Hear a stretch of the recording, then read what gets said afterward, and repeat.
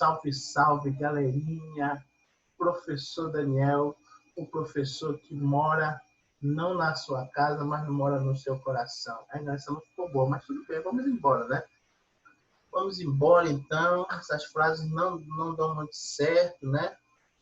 E admitindo o colega que está entrando aqui. E vamos aqui para a nossa aula de hoje. A nossa aula de hoje é História e Revoluções dos Computadores. Tá? Vamos dar uma olhada um pouquinho na história e entender como é que foi que isso aí chegou até aos nossos dias. Microfone ligado. Agora. Ok. Compartilhando a tela. Novamente. Gente, olha só. Quando eu falo em história dos computadores, aí vem aquela pergunta, como é que foi que surgiu os computadores, né? Será que ele tem muito tempo que surgiu? Ou será que ele só surgiu alguns anos atrás, né? E aí fica a pergunta que às vezes você não sabe dizer, né? Fala assim, eu acho que não faz tanto tempo, né? Se você tem mais de 30 anos, você era de uma época em que quase não existia computador, mas de fato, qual foi o ano que surgiu esses computadores, né? E nós vamos dar essa desvendada agora, tá certo? Isso daqui é o que eu quero que vocês saibam de antemão, tá certo? Para a prova de vocês, mas a gente só vai passar isso no final, tá ok? Então vamos lá então. Olha só. Quando nós começamos a falar de computadores, nós começamos com a geração zero, que é uma geração que antecede a 1945, né? E aí é o seguinte, olha, conta-se a história de que alguém teve necessidade de contar, tá certo? Quem foi que teve essa necessidade de contar? Aí tem uma historinha aqui, olha. Dizem que os pastores contavam nos dedos as suas ovelhas, né? Daí vem o termo dígito, digital e decimal, né? Só que as ovelhinhas começaram a fazer amor, né? E essas ovelhinhas aí, elas acabaram tendo mais ovelhinhas, né? Mais ovelhinhas. E aí o negócio começou a ficar grande, né? Cresceu, porque era todo dia, na época não tinha televisão, e elas só nheque, nheque, nheque, né? E aí, somente usar os dedos passa a ficar complicado, né? Porque os meninos aí sabem que esse negócio de só usar os dedos fica complicado, né, menino? E aí começaram, então, a usar as pedrinhas que foram ficando difíceis de carregar e transformaram-na em conta, né? Quando isso aconteceu, surgiu o termo cálculo, calcular e contar, tá ok? Foi assim que surgiu esses termos aí. E aí é o seguinte, ó. Na geração zero, o primeiro instrumento de contagem que existia era o ábaco, tá? Ele surgiu 2000 anos antes de Cristo. Eles foram inventados pelos chineses e até hoje eles são usados de forma didática por eles para que eles possam ensinar as crianças. Inclusive lá na China, lá no Japão, né, existem concursos de uso de ábaco, ok? Alguém aí já viu esse instrumento aí chamado de ábaco? Né? Alguém já deve ter visto, né, em algum lugar. E olha só, esse instrumento usado há mais de 2000 anos antes de Cristo, pode falar? Eu sei usar isso aí. Eu não consegui entender. Eu sei usar isso. Ele mexeu aqui nesse negócio aqui. Eu não sei usar muito bem, não. Nunca peguei um desse aqui, mas eu já vi a televisão. É dezena, centena, unidade, unidade de milhão. Quem está te falando? Fala, João. É unidade, centena, dezena, unidade de milhão. Cada coisinha dessa daí é unidade de milhão. Entendi. É isso mesmo que ele está falando. Cada unidade dessa daí é unidade, dezena, centena e milhão. Eles conseguiram fazer, deixa eu voltar aqui, eles conseguiram fazer essas operações aqui, ó, soma, subtração, multiplicação, divisão e radiciação com a velocidade comparável a uma máquina de calcular dos dias de hoje digital. Então, imagina, nós estamos falando de um instrumento de mais de 2.000 anos, que o cara que operava esse instrumento antigo, ele tinha a mesma velocidade compatível com a máquina de calcular dos dias de hoje. Ou seja, isso leva até uma conclusão interessante que, antigamente, né, o povo de antigamente era muito mais inteligente do que nós, porque eles não tinham a tecnologia que existe hoje, e eles conseguiam fazer coisas maiores e melhores do que nós mesmos podemos fazer. Você pega as pirâmides e os cientistas chegam à conclusão seguinte: não sabemos como eles construíram a pirâmide.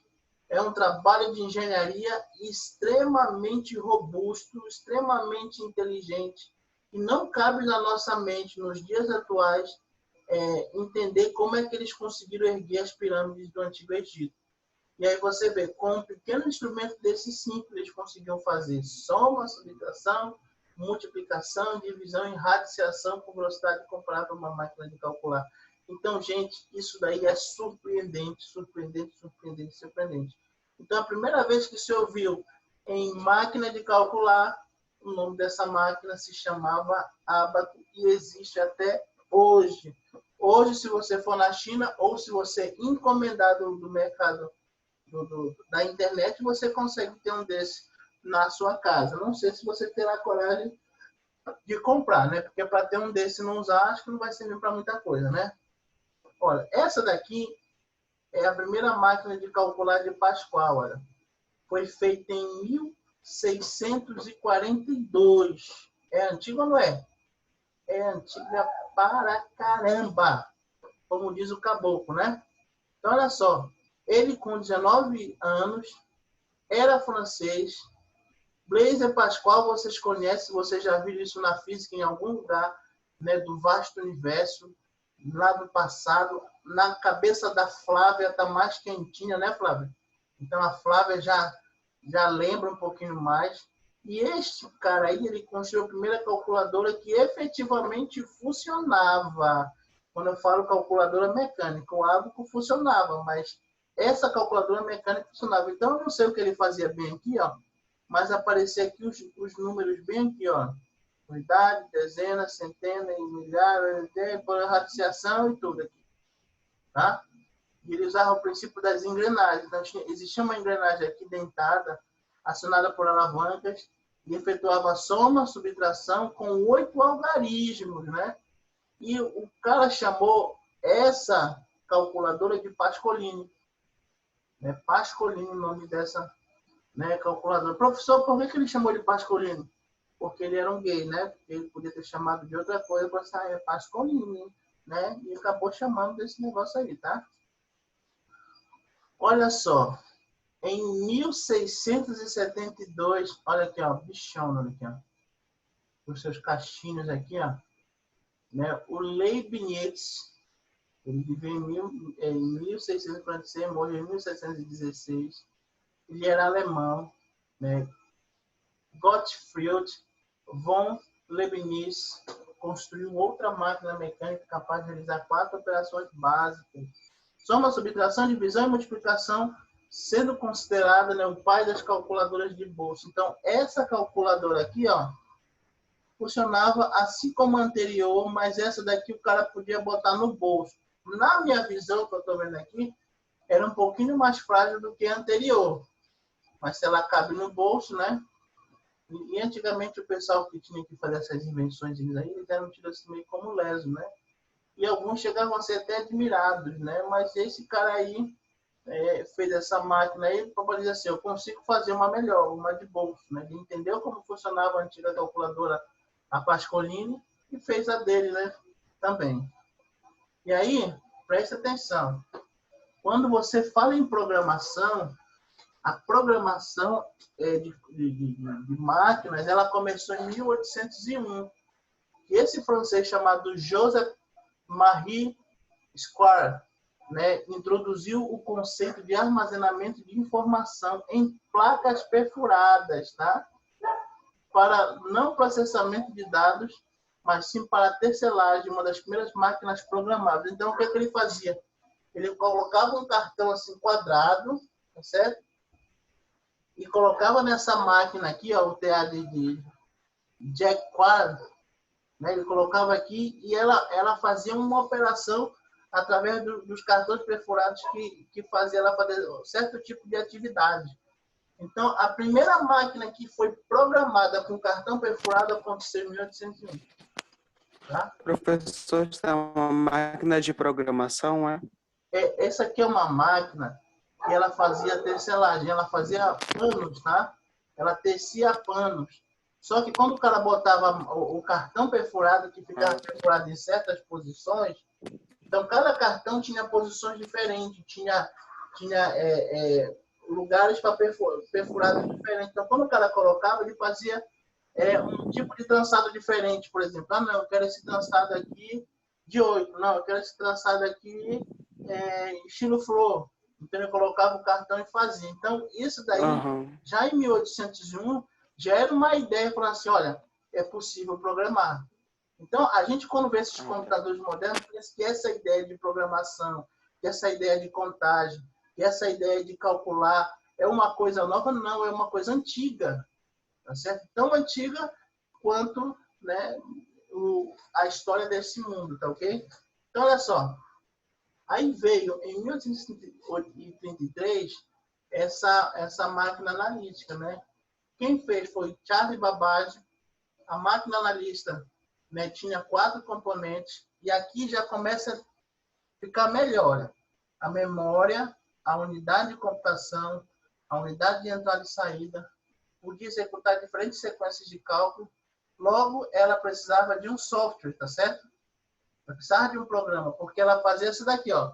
Se ela tinha memória, tinha unidade de computação, tinha unidade de entrada e saída, tinha que ter alguma coisa que desse aí para que ela funcionasse, né? Essa mulher aqui, olha, chamada Ada Lovelace, ela foi a primeira programadora que foi mulher. Então, vocês pensam que foram os homens que criaram a programação? Não. Esta mulher, chamada Ada Lovelace, foi a primeira programadora da história. E devido a esse projeto, né, Babbage é considerado o pai dos computadores digitais. Eu estou falando de 1833, gente. Eu não estou falando aqui de 1900, não. Estou falando de 4 séculos atrás, já, né? 800, 900, não, são 3 séculos atrás. E já se falava em programação. Charles Babbage, para quem não sabe, existe até uma história dele. Ele sofreu muito preconceito porque ele, na história, né, o que foi revelado, ele era homossexual, né? Então ele tinha que se conter, né? Então ele teve que viver uma vida contida. E naquela época era difícil aceitar isso, né? E essa mulher que alguém está falando? As bichas já grandes não tem pressa. Deixa eu só ver quem está falando. João, está falando? As bichas já grelhavam nesse tempo. Não, sim, assim, todos os tempos existiam, né? Mas só que dependendo da história, né, algumas as pessoas sofrem mais preconceito do que no dia de hoje. No dia de hoje, né, a maioria aceita, né? Então vamos lá, então. Olha só quem é. A Laura está entrando. Só voltar aqui. Não aparece aqui, né, a foto dela, tá? Então, olha só, quando a gente fala propriamente em computadores eletrônicos, aí Pessoal, sim foi. licença aí. A Ada Lovelace, sei lá como é o nome, ela foi a primeira o quê? Foi a primeira programadora do mundo. Quem fez o primeiro programa foi mulher, né? Na verdade, na vida, né? Quem faz o primeiro programa sempre é a mulher, né? Não é isso? Do programa. Olha só. Obrigada. Tá de nada, querido. Ó, quando a gente fala em primeira geração, eu tenho que entender o seguinte. Em 1945, o que acontecia no mundo? Só desliga o microfone, por favor. Só para poder o ruído diminuir. Ok, obrigado. Então, na primeira geração, em 1945, estava começando, gente, o auge da Segunda Guerra Mundial. Eu estou falando em guerra mundial. Eu não estou falando numa guerrinha que acontece em qualquer lugar, né? Então, imagina só. Eles precisavam de computadores. Precisavam atacar o inimigo. Não existiam computadores assim, mas eles precisavam criar mecanismos tanto para se comunicarem, quanto para poder fazer os cálculos que eles precisavam para lançar uma bomba, né? Alguma coisa assim parecida. Então, olha só. A primeira geração, ela ficou marcada por essa tecnologia chamada válvula. Isso daqui era uma válvula, tá certo? Então, isso aqui era uma válvula. Então, imagina, os computadores eram repletos dessas válvulas que parecia até mesmo uma lâmpada. E essas válvulas aqui, elas queimavam, tá? Queimavam. Então, olha só, porque elas eram muito sensíveis e elas pareciam lâmpadas, elas eram um pouco confiáveis. Elas tinham dispositivos de entrada e saída tão primitivos. E lembra da máquina de TA? A máquina de TA tinha cartões perfurados. Aqui também tinha cartões perfurados. Por exemplo, baixa velocidade. Era muito lenta a capacidade de cálculo dela, mas ela calculava. O custo para que você pudesse ter um computador de primeira geração de 45 era muito alto. A quantidade de energia elétrica que era produzida para que pudesse funcionar era demais. Então, ou seja, não é qualquer pessoa naquela época que podia ter. Na verdade, nem um milionário normal podia ter uma dessas, né? Porque ela só tinha uso para militares, né? E ela necessitava de grandes instalações de ar-condicionados para dissipar o calor. Gente, ela precisava de um ar-condicionado potente, porque era muito quente. E vocês sabem, quanto mais quente for o aparelho, além de dissipar energia, além de consumir muita energia, né? Rápido quebra, né? Rápido quebra. E nós estamos falando de 1945. E essa tecnologia foi até... Professor, Oi? Quais são as funções dessas válvulas aí? Qual é a função dessa válvula? O que ela faz? Elas ajudavam a manter os computadores ligados e acabavam ajudando aí na questão dos cálculos também, porque os circuitos passavam todos por elas, tá? Só uma coisa, olha aqui como é que eram os computadores, tá? Esse aqui surgiu em 1943, se chamava Colossus. Então, olha só o tamanho, ó. Tá aqui, ó, veio para cá e daqui veio para cá. Ou seja, era uma sala inteira para que se pudesse ter um desse, né? É aqui em 43, né? Mas a questão de segurança manteve o secreto por 30 anos, tá? Considerando o primeiro computador eletrônico digital construído no mundo. Então, fala que em 43 construiu o Colossus. Eles começaram a aparecer com o computador em 45. 2 anos antes, né, os alemães, né, os britânicos, perdão, eles já tinham construído, né, quem construiu foi esse cara chamado Alan Turing, tá? Ele construiu esse Colossus aí, tá? Em 1946, olha, tem esse ENIAC aqui, ó. Olha o tamanho aqui dele, ó. Tem gente aqui, olha o tamanho do corredor todinho aqui, ó. Corredor aqui e mais um pedaço aqui. Só para vocês terem uma noção, olha, ele foi com o objetivo de auxiliar o exército americano no processo de mirar na sua artilharia pesada, tá? E para que ele pudesse funcionar, olha, 18 mil válvulas. Aquelas válvulas que eu mostrei para vocês aqui para trás, ó. Olha, para que ele pudesse funcionar, tinha que ter 18 mil válvulas, tá ok? 18 mil válvulas aqui dessas daqui. Você parece uma bunda de televisão, professor. Pois é, isso mesmo. Aquelas traseiras de televisão do Rabon lá, que a gente tem até uma aqui no meu quarto. Inclusive, as válvulas depois foram até usadas com o mesmo conceito para televisão, tá? Aquelas caixas de televisão, né? Então, olha só. O professor, já que tinha 18 mil válvulas lá, então eles trabalhavam no frio, é? Trabalhavam no frio, tá? Meu Deus. E olha só, se uma dessas válvulas tivessem quebrassem, queimassem, eles tinham que descobrir qual delas tinha queimado, porque senão o computador não funcionava. Só relé, que era para aguentar aqui a questão da temperatura, era 1.500. Um computador desse pesava 30 mil quilos, ou seja, 30 toneladas. E ele consumia 144 mil watts, tá? Então, era para que você pudesse programar para ele funcionar, que ainda tinha que ajustar 6.000 chaves e conectar um número imenso de cabos. Né? Ou seja, só trabalhava o técnico com isso daí quem realmente conhecia essa bagaça. Quem não conhecia não tinha como trabalhar, gente. Não tinha mesmo. Então, olha a dificuldade da galera de antes, né? Aí aqui eu vou dar uma pulada. Na segunda geração, aí já o negócio já começou a melhorar, né? Porque eles inventaram os transistores, né? Ele foi inventado em 1948 no Bell Labs por John Barden, né?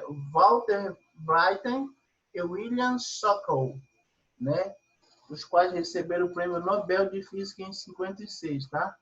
Bem aqui, ó, o coletor, a base e o emissor, né? Com o uso de transistores, os computadores ficaram menores e reduziu drasticamente o número de falhas de dissipação de calor, tá? Lá no outro, na válvula, dissipava muito calor. Era como se fosse uma lâmpada. Aqui, ó, não dissipava. Olha como é que eles eram. Isso daqui é um transistor, tá? No rádio que vocês têm, tem transistores até hoje.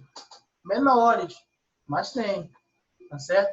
Na televisão de vocês, até mesmo na televisão digital, tem transistores? Tem. Microtransistores, mas tem. Então, essa tecnologia é usada até hoje. Tá? Isso aí que é o fusível, né, professor? Como é que é? Isso que é o fusível. Eu não consegui entender. Isso aí que é o fusível que falam. Não, fusível é outra coisa, tá? O fusível tem a função do seguinte, gente. O fusível ele equilibra a quantidade de energia elétrica, né, na tua energia, por exemplo, tá? Ou no teu aparelho. Quando precisa queimar, porque deu uma quantidade grande de energia, assim, ó, o que acontece? Em vez de queimar o aparelho, ele queima o fusível. Então, ele está ali para poder não deixar queimar o teu aparelho, tá? Todo aparelho eletrônico tem fusível, tá certo? Aparelho eletrônico eu falo assim, que tem circuito, tá? Tem fusível, para não queimar, tá? Vamos continuar aqui. Em 6 minutos apenas para acabar essa primeira parte aqui, tá? E aí é o seguinte, ó, quando eu pego um transistor e relaciono com um fio de cabelo, né? Olha o tamanho aqui, né, do fusível, né, ampliado com fio de cabelo. Professor? Oi. O senhor vai mandar essa apostila para nós? Vou mandar sim, tá? Tá, vou aguardar então. Então, olha só o transistor, tá? A questão do funcionamento. Na segunda geração, eu tenho essa tecnologia aqui, esse computador que é chamado de TRAD, 1955. E nesse ano, concluiu que o primeiro computador transitório foi feito por Bell Laboratory, né, o TRADIC, né, o qual possuía 800 transistores discretos e consumia, né, 100 watts. Deixa eu só aceitar aqui 3 aqui. E consumia 100 watts, né, de energia, o que representava a 20ª parte da energia consumida por um computador de válvula equivalente, ou seja, consumia 20 vezes menos energia do que os computadores anteriores. Então era fantástico, tá ok? Fantástico, fantástico, fantástico o que esse computador fazia. Quando você também avança aí para a segunda geração, teve esse TX0 em 55, olha como é que ele já estava ganhando a aparência dos computadores que você já conhece. Eles passaram a ser melhor, né? Quem inventou esse computador foi a IBM em 1955. Tinha disco magnético, né? Tinha capacidade de 5 megas. Olha só, esse computador todinho tinha capacidade de 5 megas. Aí você fala assim, professor, só 5 megas? Naquela época, gente, de 1955, era o auge, né? Você tinha um computador de 5 megas.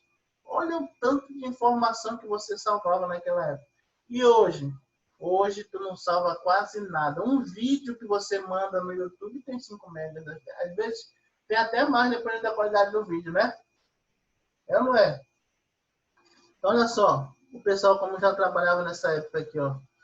Eles ainda eram bem grandes, tá? Bem grandes mesmo, tá ok? E aí, ó. O PDT-1 foi da década de 60. E já tinha aqui já tipo aqui uma tela bem aqui. Tá certo? E aí ele custava 120 mil dólares. Se tu multiplicar 120 mil dólares por 5,72, que é a cotação do dólar hoje, quanto é que não está custando um desse? Está custando aí em torno de 600 e poucos mil reais, se fosse em dias de hoje, tá? Então era caro pra caramba ter uma bagaça dessa. Muito caro, tá ok?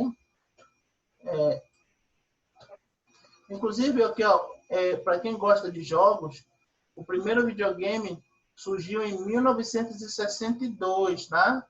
Para quem gosta, lá o joystick, lá com a mãozinha lá, né?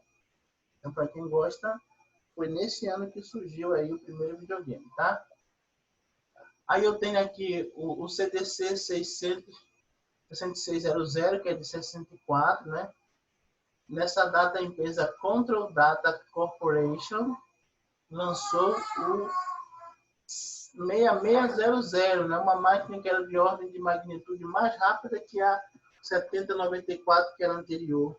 O segredo da velocidade dessa máquina estava no processo paralelo.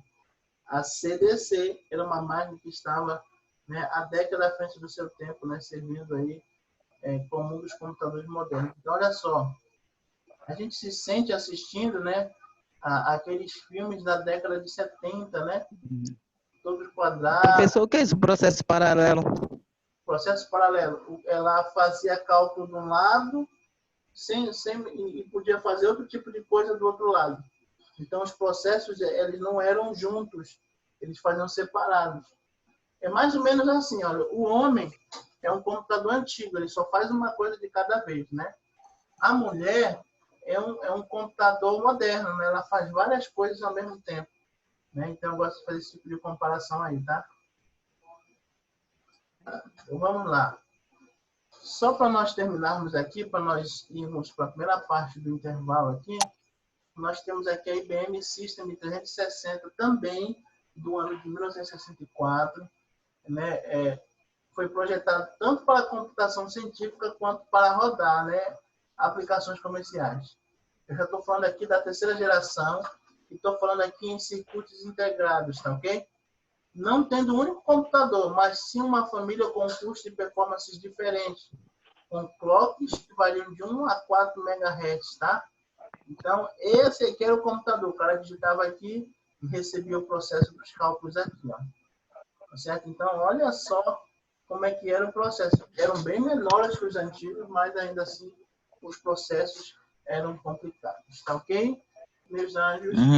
Então, a primeira parte foi gravada e nós vamos dar fim aqui. Vamos esperar 10 minutos. Eu mando o link que é o tempo que grava essa primeira aula, ok? Um abraço e um beijo para vocês.